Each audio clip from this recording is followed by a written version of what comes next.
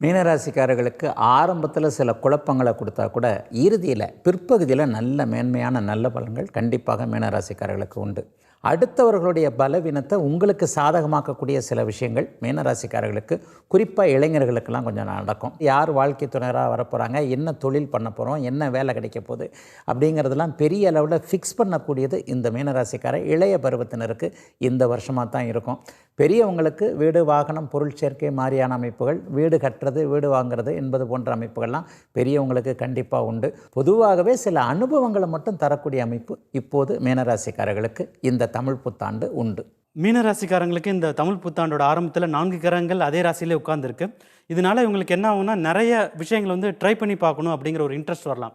So இது இவங்களுக்கு நடக்கக்கூடிய ஒரு பாசிட்டிவான விஷயம். ஏன்னா ஜென்மஸ்தானம் நல்லா வலுத்திருக்கிறதுனால இது மாதிரியெல்லாம் உங்களுடைய மைண்ட் யோசிக்க ஆரம்பிக்கும். இருந்தாலும் இந்த வருஷத்தோட தொடக்கம் 8ல் சந்திரன் இருக்கிறதால இவங்க ஷேர் மார்க்கெட்டில் இன்வெஸ்ட் பண்ணாமல் இருக்கிறது நல்லது. குறிப்பாக ஜாமீன் கையெழுத்து யாருக்கும் போடாமல் இருந்துட்டாலே இந்த வருஷம் அவங்களுக்கு ரொம்ப நல்லது ஒரு வருஷமாக இருக்கும். மீன ராசியை பொறுத்தளவுக்கு நகரக்கூடிய வாழ்க்கையில் நல்ல விஷயங்கள் மலரக்கூடிய ஆண்டாக தமிழ் புத்தாண்டு அமையப் போகுது. சொத்து சேர்லி அப்படின்னு கவலைப்படுறதை விட சொத்து சேர்ந்ததுக்கப்புறம் சுகமாக அனுபவிக்கக்கூடிய பாக்கியங்களை கொடுக்கக்கூடிய ஆண்டாக இந்த ஆண்டு அமையப் போகுது. எவ்வளவு வறுமை வந்தாலும் அந்த வறுமையான காலத்தில் கூட பெருமையான வாழ்க்கையை வாழணுங்கிற விஷயத்தை புரிய வைக்கக்கூடிய ஆண்டாகவும் இந்த தமிழ் புத்தாண்டு அமையப் போகுது. ஆண்டின் ஆரம்பத்திலேயே சூரிய பகவான் மிகப்பெரிய உச்சம் பெற்று இருக்கிறதுனால வம்பு வந்ததுக்கப்புறம் ஜெயிச்சு காட்டணும் அப்படிங்கிறத விட உங்களுடைய அன்பு பேச்சுக்கள் மூலமாகவே வம்பு வழக்குகளை வெல்லக்கூடிய மிகப்பெரிய வைராக்கியத்தை கொடுக்கக்கூடிய ஆண்டாக தமிழ் புத்தாண்டு அமையும்.